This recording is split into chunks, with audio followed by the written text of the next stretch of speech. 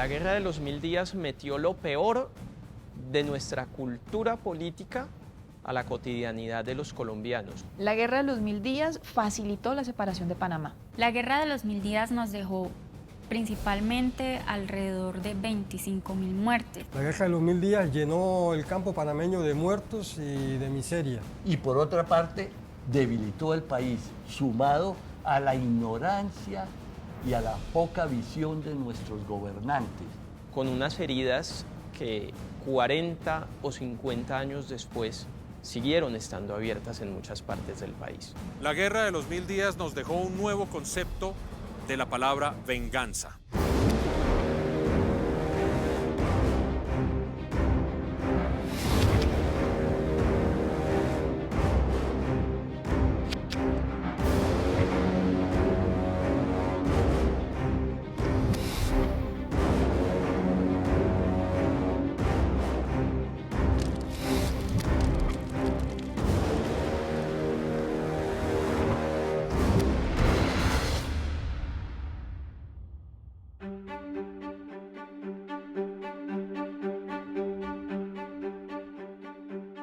Colombia estaba dividido en 8 entes territoriales diferentes a los 33 que hay en la actualidad. No existían, territorialmente hablando, San Andrés y Providencia. No existía, territorialmente hablando, todo lo que conocimos hasta la Constitución del 91 como intendencias y comisarías. Entonces era un país de aldeas, digamos. No hay una visión de país grande, todo el mundo aislado por las montañas, por las comunicaciones.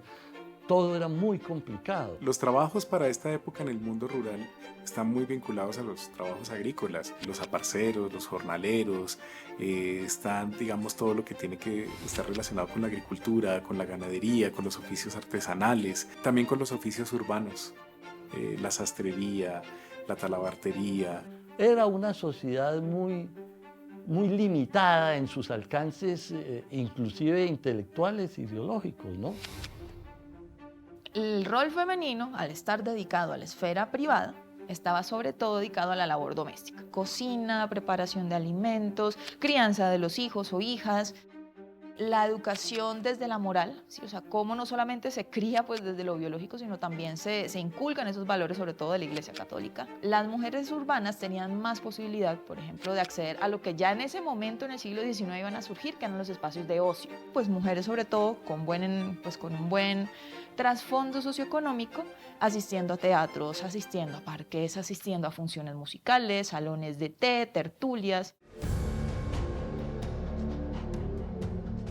Estamos hablando, por ejemplo, de la abolición de la esclavitud que en 1851 lleva en Colombia a cabo José Hilario López. Son reformas necesarias, digámoslo, humanas, unas reformas que para buena parte de la élite conservadora y de la sociedad misma les parecían ya demasiado revolucionarias. Y eso se va a traducir en que el Partido Liberal que está en el poder se va a dividir entre los radicales y los que se van a llamar luego independientes. O sea, no es nada más que los conservadores se opusieran a los liberales, también entre ellos había diferentes líneas. Y Núñez, siendo liberal, llega a la presidencia en 1980, entra como una especie de caballo de Troya del conservatismo. Su facción independiente, que luego creará el Partido Nacional, empieza a aparecer como realmente la contraria al Partido Liberal Radical Federalista, que empezó siendo liberal y que es el gran artífice de la regeneración conservadora, porque bueno, también el siglo XIX estuvo lleno de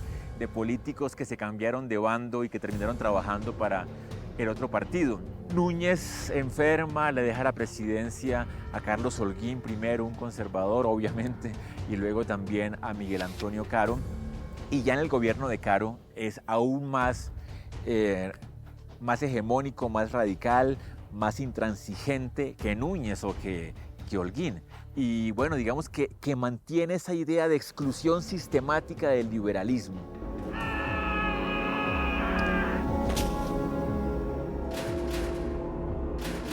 Cuando se da la regeneración y la Constitución de 1886, se da una alianza en un principio entre liberales independientes encabezados por Rafael Núñez y los conservadores, todo este proceso, digamos, de reforma institucional, de abolición de todo el sueño del liberalismo radical que había sido la Constitución del 86, su cambio por una Constitución autoritaria, confesional y en buena medida inspirada por los principios conservadores, gracias a la redacción que le imprime a esta Constitución Miguel Antonio Caro, y se da un sentimiento muy grande de exclusión por parte de los sectores del Partido Liberal. Que había generado todas las guerras anteriores.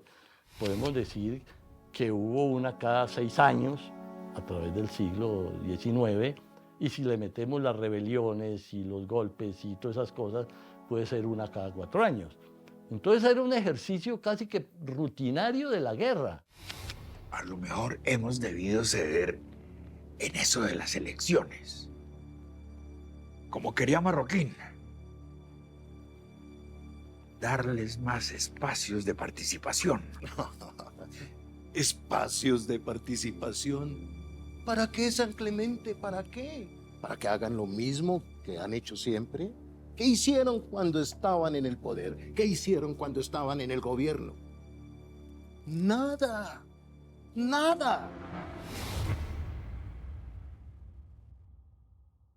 El ambiente social previo a la Guerra de los 1000 días estaba bastante caldeado. Pobreza, crisis, la crisis cafetera comenzaba, había una crisis en el campo, y esto por supuesto se traducía en inseguridad, en protestas, en descontento generalizado en contra de los gobiernos de la regeneración. Para 1889 veníamos ya de una interminable secuencia de guerras civiles a lo largo de la historia del siglo XIX. Y el ejército liberal, con ganas de volver a su constitución de Río Negro, su constitución liberal, que había sido cambiada por Núñez en el año 86, hacen una guerra en 1895, que es una guerra fallida. Son rápidamente derrotados en las batallas de la Tribuna y el Oratorio por parte del general Rafael Reyes, y los liberales quedaron tocados con esa derrota del 95 por la falta de coordinación entre los diferentes departamentos. Originaría en 1899 la Guerra de los 1000 días.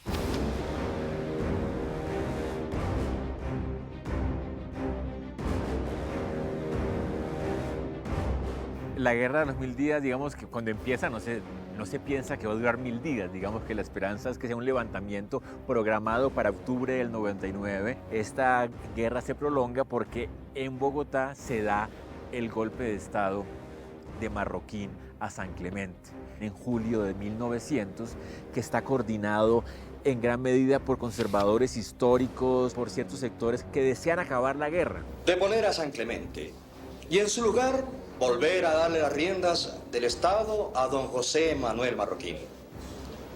Durante los meses de su gobierno se creó un ambiente de concordia nacional. Tal vez ahora, con él de nuevo en la presidencia, se puedan calmar los ánimos.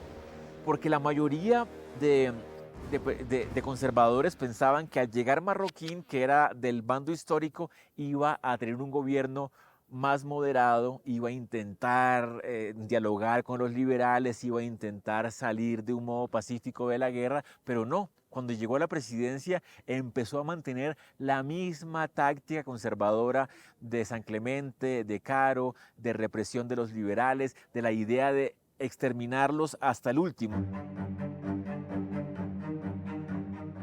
Los personajes que marcaron el inicio de la Guerra de los 1000 días, sin duda, para mí fue Miguel Antonio Caro, el tradicionista, como le gustaba decirse. Realmente siento que ese presidente le hizo mucho daño al país. Pero por otro también está la visión liberal, que también es radical, que es la visión de vamos al poder por las armas.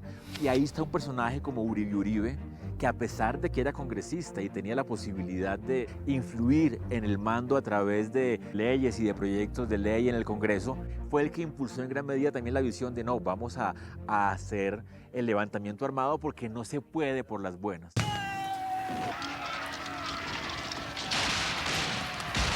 No es el pueblo el que se levanta en armas normalmente contra el gobierno de turno. Son los mismos políticos inconformes a los que no les tocó en el siglo XIX su pedazo de tajada en ese momento. ¿Y por qué están peleando los grandes jefes liberales y conservadores? Por detentar el poder, básicamente. ¿Y para qué quieren detentar el poder? Para manejar sus negocios a su manera.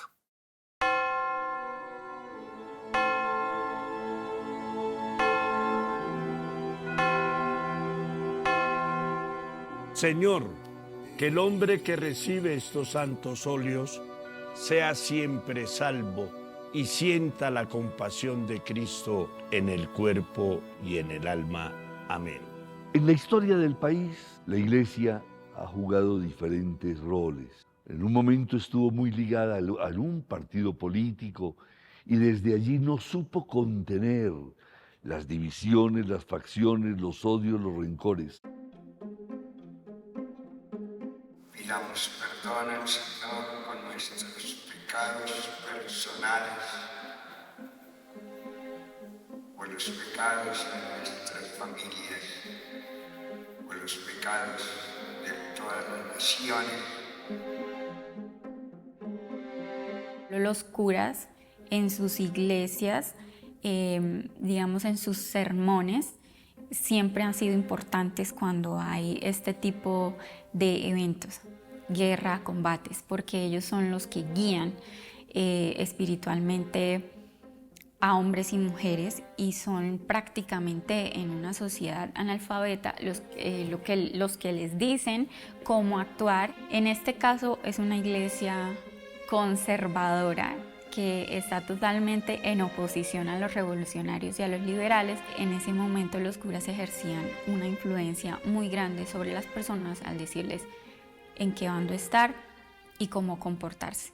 Las mujeres liberales, sobre todo, fueron excomulgadas por la Iglesia Católica, por ejemplo, y eso también afectaba mucho porque aunque fueran liberales, eran devotas.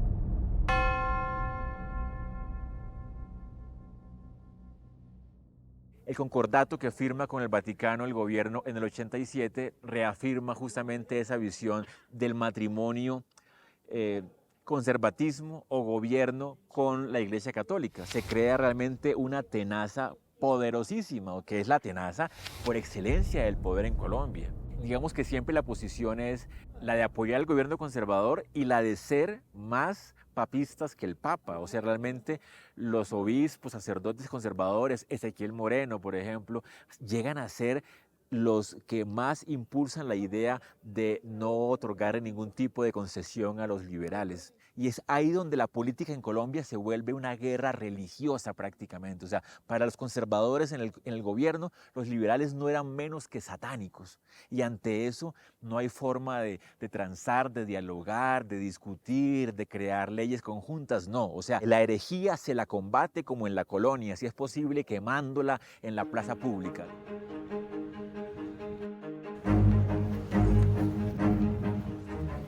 Vemos que el ejército ha empezado a un proceso de transformación.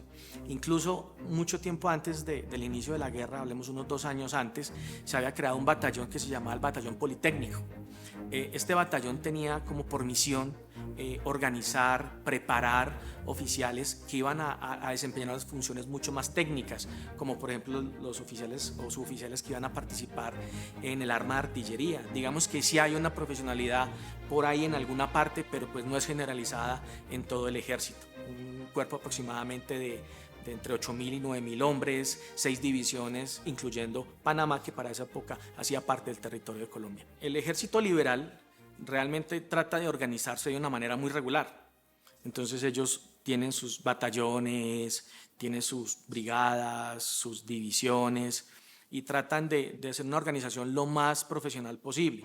Entonces la jerarquía realmente es la misma.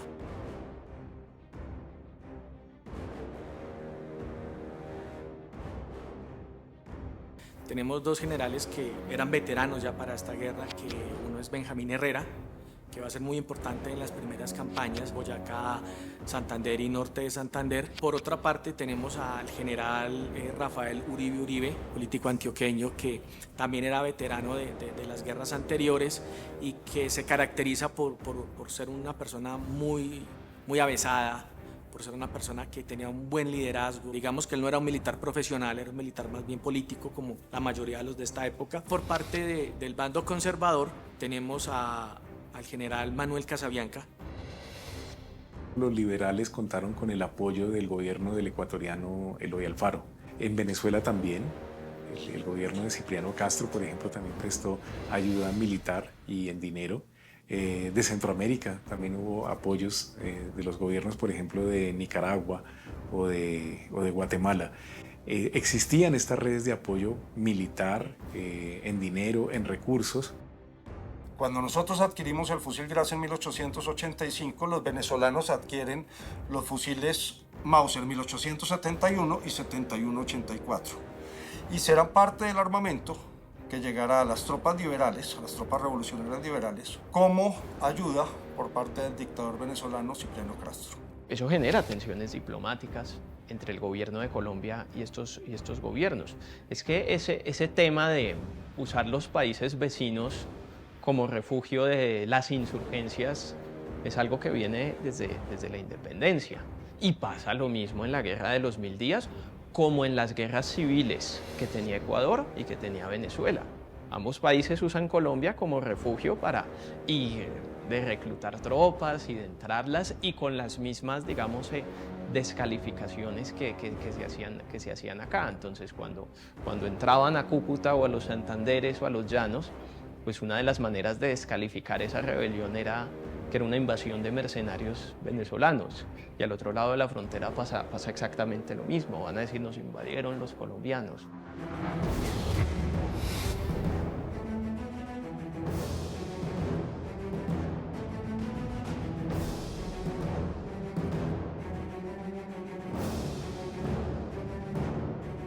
La historiografía ha recalcado mucho la importancia de 3 batallas. Yo diría 4.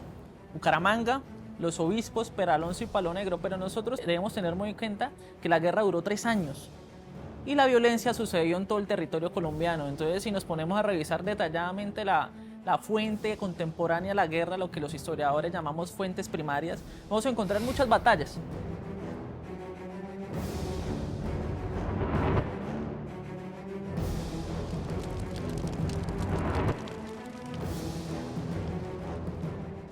El primer levantamiento fue el Socorro, en la mano de Juan Francisco Gómez, un general liberal.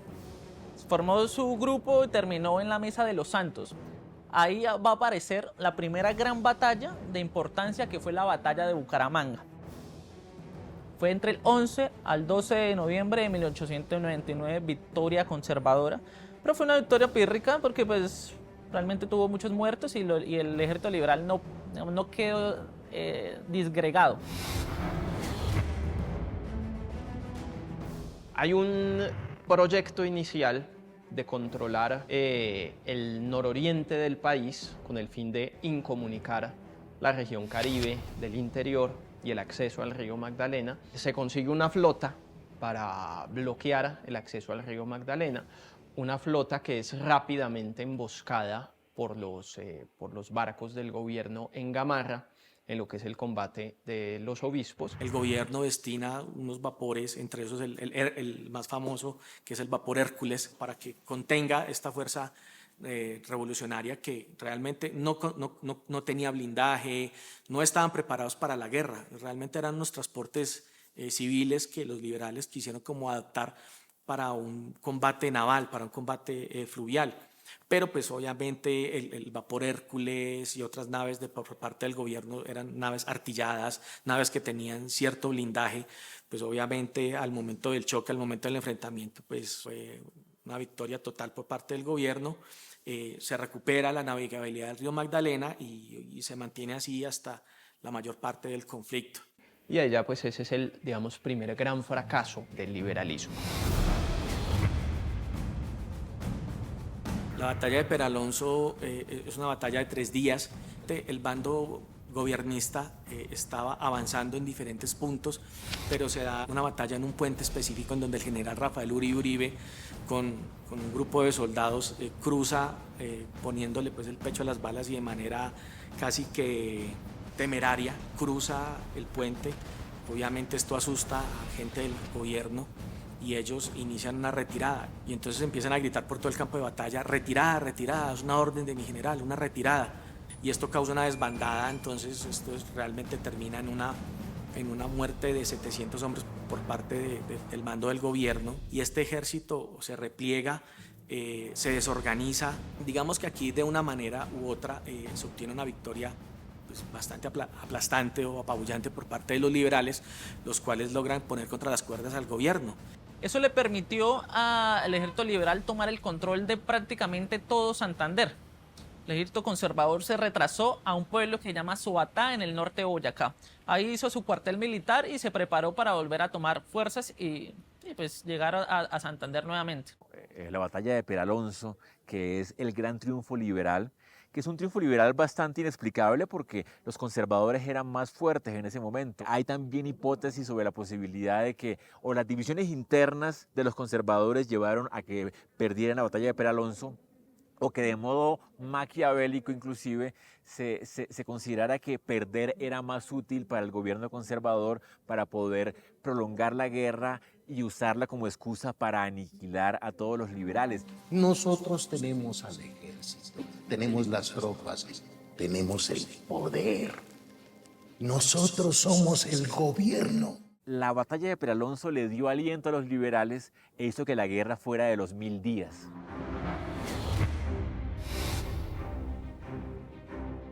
O sea, la vida en los campamentos era una vida muy, muy azarosa, porque era una vida muy libre, porque el mando era, su autoridad era muy relativa, dependiendo de él y dependiendo de su gente. Había unos que eran muy respetados, pero otros no tanto. Entonces eso incidía en el mismo campamento. Era una vida un poco desordenada, que era lo que podía mantener eso. De otra manera, la gente se iba y abandonaba. En el siglo XIX, cualquiera que tuviera la capacidad de armar a 100 personas ya se le llamaba general. Que los miedosos se recojan en sus casas al comenzar la noche. Nosotros, los que no soportamos más la abyección, empuñamos las armas. ¡Esta es una revolución! Muchísimos hacendados o políticos, tanto liberales como conservadores, movilizaban a sus respectivas clientelas o trabajadores de sus haciendas o de sus propiedades. La Guerra de los 1000 días no fue ajena a esta práctica de reclutamiento, donde hubo también reclutamientos forzosos. Pero después había toda una jerarquía de otras personas que llegaban a esos cargos, ya sea por acciones militares o porque su propia tropa los elegía. Pero había gente que ascendía por desplantes de valor. Entonces se paraba un general borracho, cogía un caballo y cogía un fusil y se iba al galope y pasaba por frente de la iglesia disparándole, y todos de la iglesia disparándole a él y él solo disparando. ¿No es cierto? Y daba la vuelta. Entonces llegaba el otro y decía, no, venga y yo le hago una más.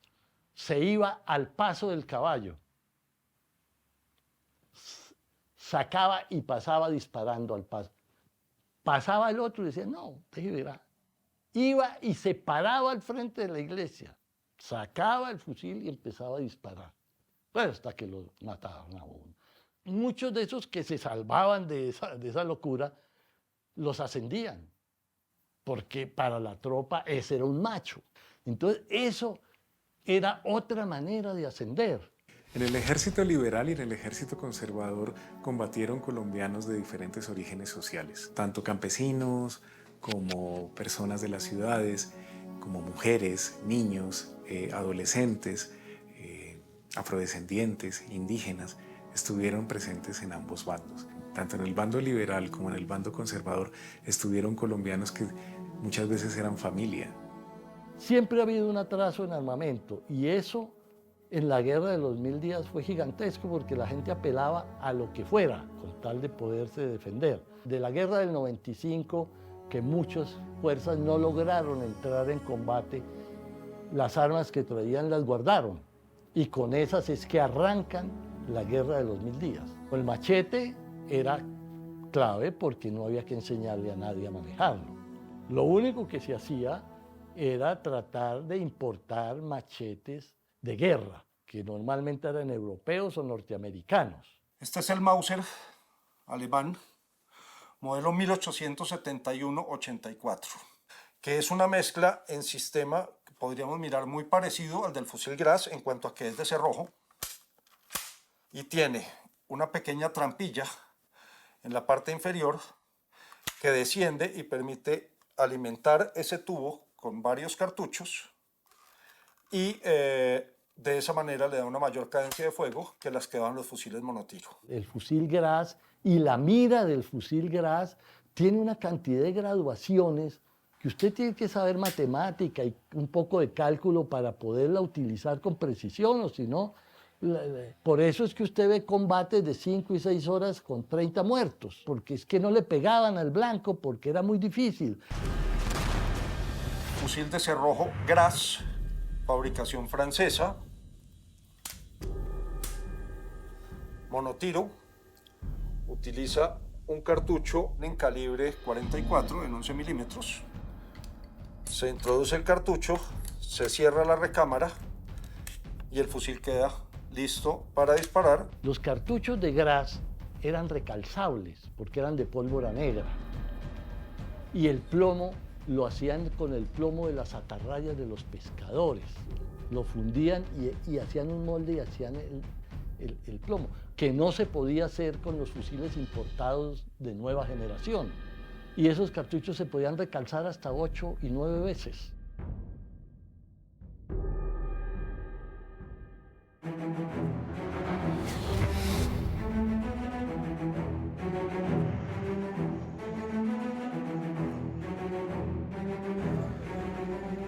Se ha dicho que fue la última batalla de la guerra en Santander y eso es falso.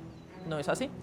¿Por qué? Porque la guerra, digamos, cuando hay una batalla y la batalla permite que acabe la guerra, tiene que eliminarse un ejército y que ese ejército haga un acuerdo de paz. No pasó así. Esta batalla se da porque los liberales o los revolucionarios querían llegar a Bogotá y tenían también una posición estratégica por Venezuela les entraban armamentos. Y después de la batalla es que se da la toma de Cúcuta y finalmente pues la guerra se extiende a otros lugares del país. Para el ejército gubernamental se cuentan alrededor de 2.100 caídos en combates y por parte de los liberales unos 4.000 caídos en combate.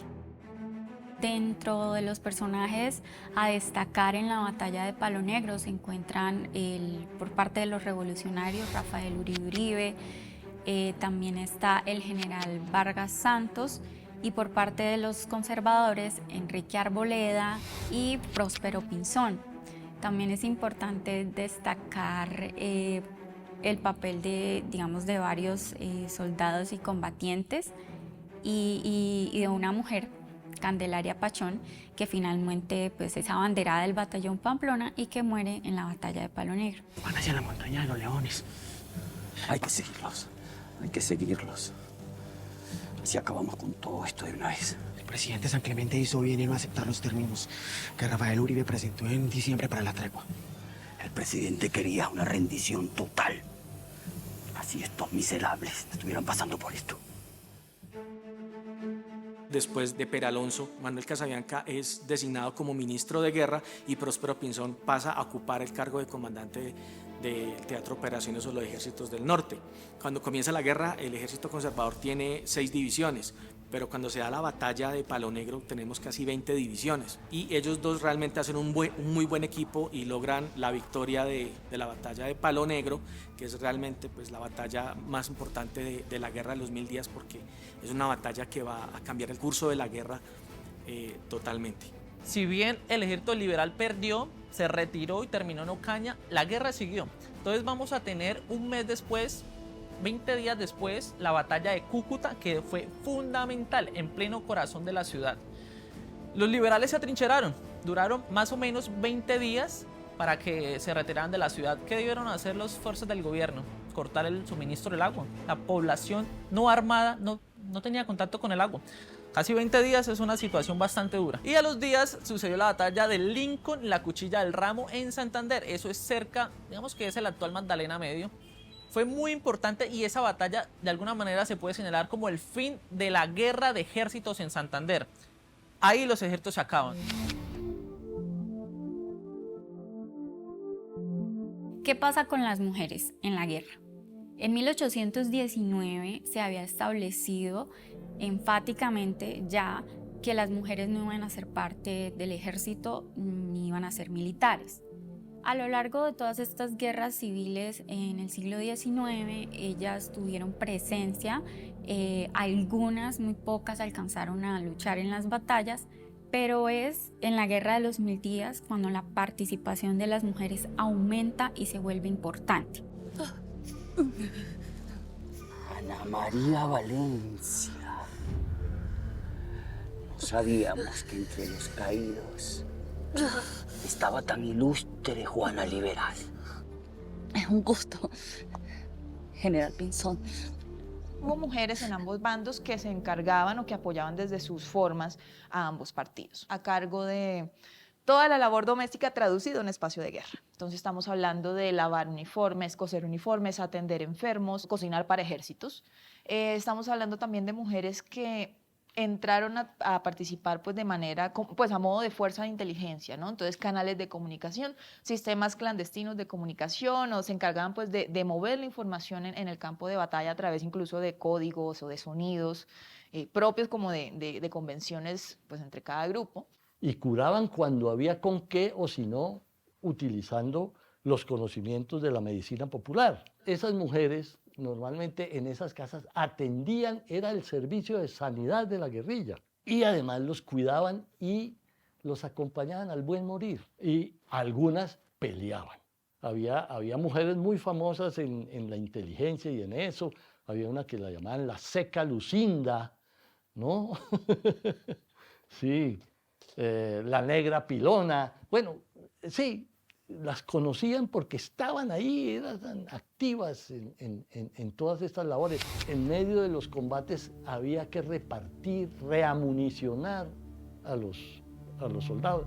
Eso lo hacían los niños, que iban de trinchera en trinchera o de sitio en sitio, arriesgando la vida porque no le tenían miedo a la muerte, y entregando lo mismo que alcohol, repartiendo licor para que los soldados siguieran ahí dando plomo. Los del gobierno era para alistarles el uniforme, brillarles las medallas, los fiestos, las botas, y eran los que estaban pendientes de la comida del oficial y ponían cuidado en los mercados, en las plazas, en todas estas cosas, y peleaban. Hubo batallones que llamaban batallones de sardinas, que eran muchachitos. Y niños, estamos hablando de 12 años, 15 años o incluso menos. Y los podemos identificar tanto en la informalidad con la que visten las tropas de la revolución, los liberales, a niños también impecablemente uniformados como los vemos en las tropas del gobierno.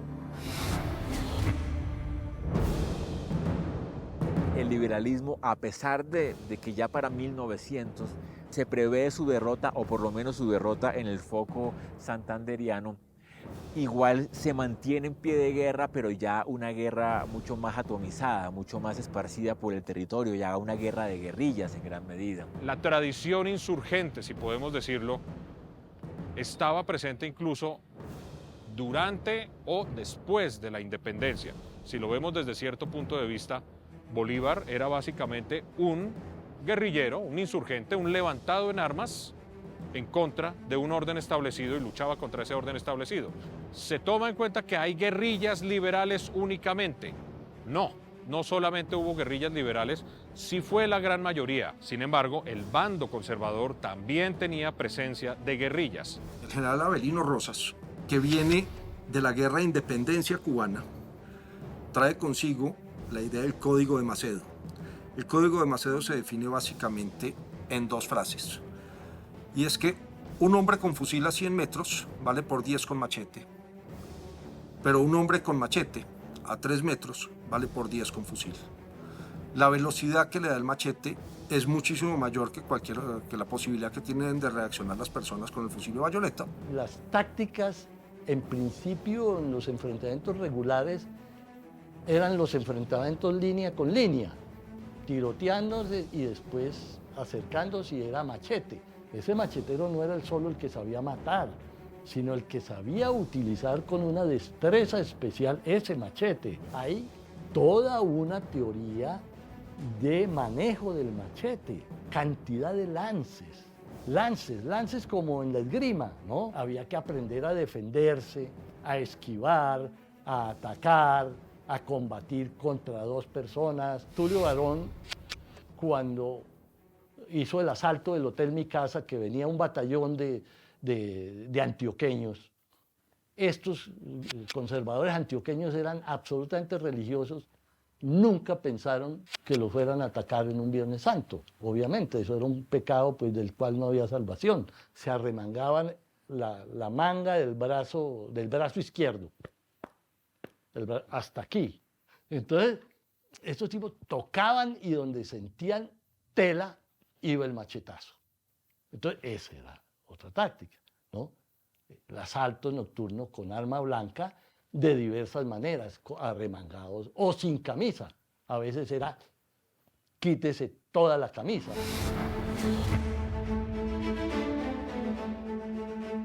El gobierno se sostuvo con los recursos propios del país. Ellos apelaron a préstamos internacionales y a acuñación de moneda. Imprimir billetes, imprimir moneda. Crearon impuestos especiales para sostener la guerra.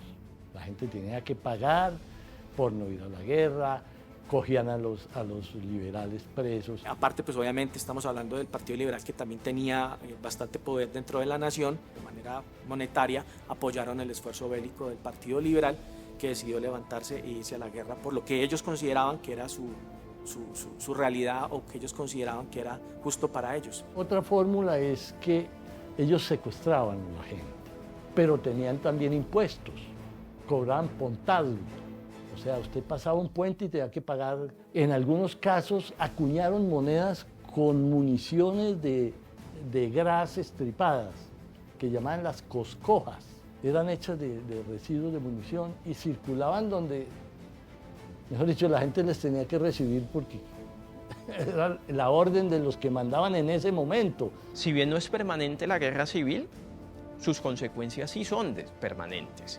Y el grado de devastación es mucho mayor que las consecuencias que pueden generar las decisiones que se toman en tiempo de paz. El tejido social está completamente devastado. Y pues se viene todavía una consecuencia mucho más grave en la conciencia nacional, como lo es la separación de Panamá.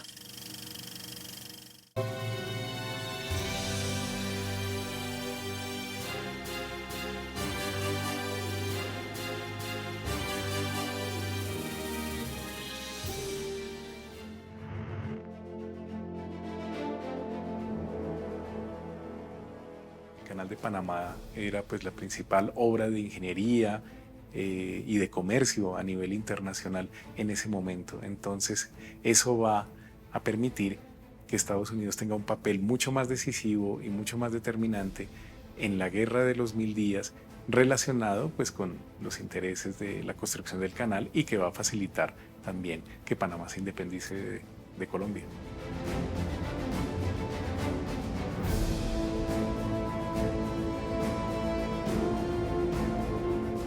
En Panamá la guerra civil llega más bien hacia fines de abril y comienzos de marzo de 1900, y que va a tener en Panamá dos momentos distintos. Uno, hasta julio de 1900, con la batalla del Puente de Caledonia, donde los liberales son derrotados a las puertas de la ciudad de Panamá, y la segunda fase, que inicia en octubre de 1900, con la quema y el saqueo del pueblo del Cacao, de donde era originario Victoriano Lorenzo, que va a ser el gran referente de la lucha en la segunda fase. Va a ser el gran líder campesino indígena que va a dirigir la guerra civil en el Istmo de Panamá de manera triunfante contra los conservadores y contra la oligarquía terrateniente y latifundista de Panamá. y había habido en las décadas precedentes a la guerra civil muchas manifestaciones de sublevación campesina, indígenas, muchas cartas al gobierno de Bogotá quejándose de que los latifundistas blancos estaban expropiándole, robándole las tierras a las comunidades indígenas. El comandante McLean le dijo a los liberales, mandó desembarcar 600 marines y tenía 400 en reserva y 2.000 que venían. Dijo, ustedes no se pueden tomar porque ahí tenemos intereses internacionales. Entonces eso era clave para las potencias mundiales, prácticamente los Estados Unidos. Entonces los liberales ahí pararon, no tenían nada más que hacer. Y justamente creo que lo que fuerza a negociar la paz en toda Colombia, tanto el Tratado de Neerlandia como el de Wisconsin, es el interés de Estados Unidos, que ya tenía un borrador de tratado sobre el canal y quería imponer la paz a todas las fuerzas políticas para poder proceder con la construcción del Canal de Panamá, el cual era un objetivo estratégico de los Estados Unidos, porque en la guerra del 98 le habían quitado a España las últimas colonias ultramarinas, Cuba, Puerto Rico, pero también en el Pacífico le habían quitado las Filipinas y Guam. Entonces Estados Unidos le urgía un canal para que su armada naval pudiera cruzar los océanos y defender sus intereses imperialistas. Y por eso fuerza la paz entre las facciones conservadoras y liberales en toda Colombia. Y eso fue la separación de Panamá de Colombia a partir de un puñado de personas vinculadas a la compañía del ferrocarril norteamericana y a los intereses norteamericanos. Entonces la muerte de Victoriano es un símbolo del sacrificio, de la lucha del campesino, del indígena panameño, del pueblo panameño, y es, como quien dice, la primera víctima de la intervención norteamericana en 1903 en Panamá. La bandera de Panamá surge posterior a la Guerra de los Mil Días y en la campaña independentista de Panamá, y tiene básicamente tres colores, el rojo y el azul, ¿no? El rojo es en honor al Partido Liberal, que luchó en la Guerra de los Mil Días, el azul al Partido Conservador, que también se enfrentó con el Partido Liberal en la Guerra de los Mil Días, y el blanco, que simboliza la paz entre estos dos partidos en una nueva nación. Entonces, con la formación de Panamá como país independiente, se hace una alianza entre partidos simbolizado por el blanco. Y las estrellas, la estrella azul significa pureza y honestidad, y la roja significa autoridad y ley, que es un poco como la base jurídica y social del país. Neerlandia fue básicamente el fin de los choques bélicos, podríamos decir. Era como la voluntad de parte de los liberales de decir, no es posible salir de esto, ya tenemos perdida la guerra, seguir más adelante implica llevar a cabo un punto de degeneración inmensamente superior a lo que ya estamos en estos momentos.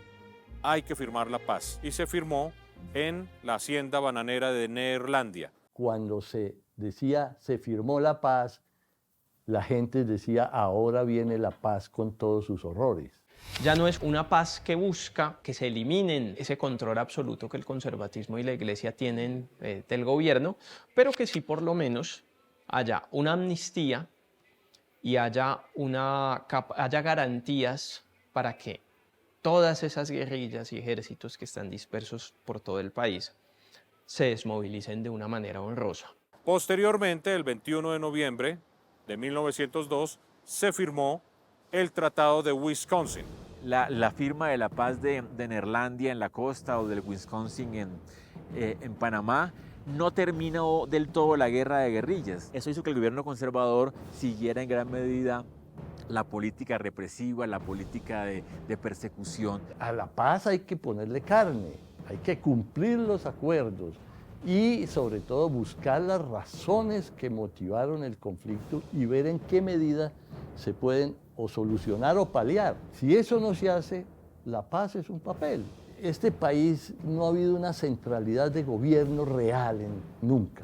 Entonces muchos alcaldes, gobernadores, generales, interpretaban a su acomodo y depende de la rabia, la ira y el odio y la visión que tuvieran ellos, lo aplicaban o no. Siguió una serie de venganzas. Por ejemplo, en el Tolima, al general Chávez, lo cogieron en Rovira, lo fusilaron con 8 compañeros. Eso pasó en muchos sitios del país. Muchos siguieron combatiendo y deteriorados, como todo conflicto de estos deteriora a la gente, tanto a la víctima, al victimario, como a los espectadores. Esa gente siguió haciendo fechorías muchas veces en el mismo sitio donde antes y contra sus mismos compañeros. Y otros definitivamente que sabían que no había perdón, se iban para otros sitios y los llanos era normalmente el lugar preferido por ellos para, digamos, desaparecer, porque la legitimidad del gobierno llegaba hasta el borde del llano, de ahí para allá, eso era un territorio de nadie.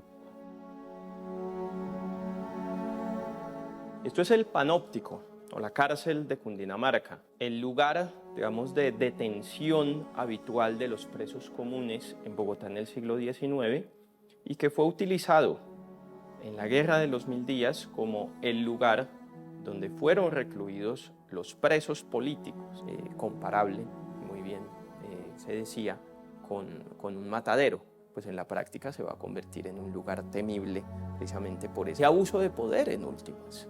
Ese concepto del derecho a la vida, ese concepto del derecho a la dignidad de las personas no era aplicable. Uno ve las fotografías del Panóptico, de esas que han surgido de esas épocas, y ve filas y filas de mujeres, como es tradicional en las cárceles, en los días de visita ve cantidades de mujeres, pero muchas de esas mujeres en realidad no podían entrar, eran mujeres que estaban averiguando lo más básico y fundamental, si el prisionero, sea padre, hijo, sobrino, primo, amigo, hermano, seguía con vida. Hay un caso muy simpático en ese sentido, de la correspondencia que desde la cárcel le hace Rafael Uribe Uribe a funcionarios del gobierno, solicitándoles que se comuniquen con su familia y que les digan que está vivo y que desmientan ellos mismos los rumores que algunas personas simpatizantes del conservatismo han esparcido aludiendo a su muerte.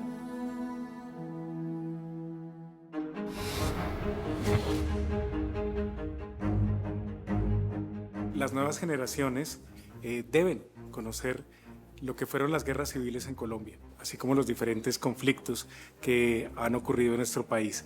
De cómo hacerles conocer esta historia, pero no de la manera de sentarlos a leer libros, sino de maneras más lúdicas, didácticas, donde pueda de verdad llegar el mensaje. Muy buenos días. Buenos días.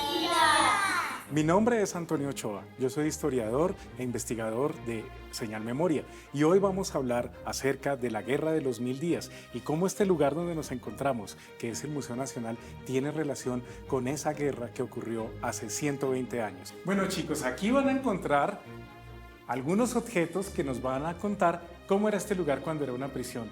¿Esta es la cárcel? Esa es la estructura del Museo Nacional de Colombia, que se construyó sobre la base de lo que fue la antigua Penitenciaría Central de Cundinamarca. Las guerras son malas porque matan a personas inocentes y a niños. La guerra es mala porque muchos soldados se murieron de sangre y eso es muy malo.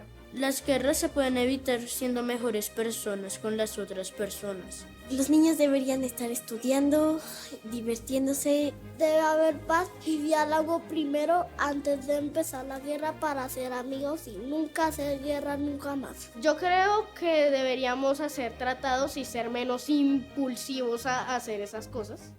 Entonces uno debería reunirse, calmarse y ahí sí hacer cara a cara con el jefe del otro estado, departamento o de la empresa para acordar o solucionar las cosas. Creo que sí es posible que desde el conocimiento histórico, desde la memoria de lo que pasó en la Guerra de los 1000 días, sí se pueda llegar a construir una generación de jóvenes que deseen la paz y que quieran construir un país en paz. En una asamblea del episcopado, yo le decía a todos los obispos de Colombia que qué rico sería que la iglesia en Colombia liderara una petición de perdón al país por el papel jugado en ciertos momentos de la historia del país. Por ejemplo, en la Guerra de los 1000 días. Y la Guerra de los 1000 días dejó una Colombia más pobre, más violenta, y dejaron un proyecto político de un Estado-nación fracturado también. Fue una guerra que quedó en la memoria de muchísimos colombianos. Es un hecho sobre el cual siempre creo que es importante volver para reflexionar sobre qué pasó allí, qué tipo de país era aquel en el cual se produjo y qué nos dice hoy, ya más de 120 años de haber ocurrido esta guerra. Una guerra de la que todavía no hemos aprendido, porque muchas de las situaciones que se vivieron en esa guerra siguieron sucediendo y han seguido sucediendo en el país. No aprendimos de esa violencia, de esa destrucción, y sí como que hemos normalizado un poco la violencia, y eso es muy preocupante porque eso no nos permite a nosotros, digamos, disfrutar de una ciudadanía libre, responsable, de hacer reconocimiento del otro. En la Guerra de los 1000 días pienso que no debieron obligar a los niños a matar a personas porque ellos se van creciendo con un pensamiento muy diferente a los que eran los demás niños. Y los niños tienen que crecer con una mentalidad de que todos tenemos que ser buenos, todas las personas tienen que ser cariñosas, no hay que pelear y resolver las peleas a golpes, sino hablando, abrazándose, pidiendo disculpas. Yo creo que en Colombia la historia ha demostrado que sí ha sido un país violento en la medida en que los enfrentamientos han llegado siempre al punto de la violencia. En gran medida es porque las creencias son tan fijas, son tan radicales, que no permiten justamente la negociación o el punto medio entre los bandos, y eso siempre lleva a la guerra en diferentes puntos. No es que sea un país condenado a la violencia, es un país condenado a vivir intensamente. Y esa intensidad al vivir, esa intensidad al sentir, Colombia es pasión, pero la pasión puede ser tanto la alegría desbordada como el odio desbordado. Creo que para salir de ese ciclo de violencia hace falta un proceso de educación de manejo de emociones. En gran medida es una terapia colectiva de manejo de la ira lo que hace falta.